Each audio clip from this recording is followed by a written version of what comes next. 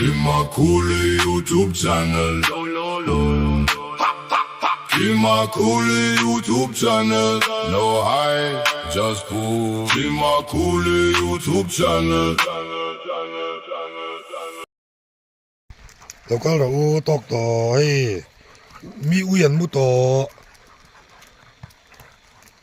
ui có lại ông anh ông to lâu mi ui giống giống anh mu to nia tu na đa số mà bèo to số mà cái này đòn ca in van lei tak rua sur đòn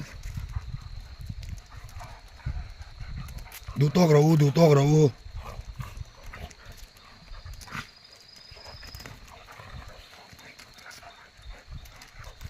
tóc viêu này to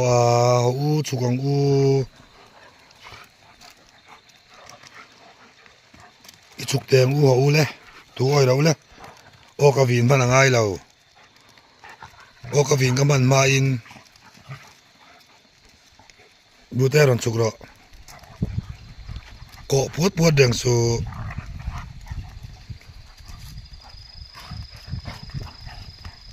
kaning don chan ta kaning don chan he kaning don ta chuk tur ka tiam chuk rau mà tiếng nghe Awka vin á tí cái này à chuk rau ông chín tóc sao lâu tụt mấy dì lâu pha nghe nông chuyện số chú trả gần soi nó xa mình xem mua đâu uyen mua tọ ui mua tao hun tọ mi uyen mua vét tọ ui meng ray ui zin tàu war ni lâu đồ lút pe đâu lút đâu bụi lút đâu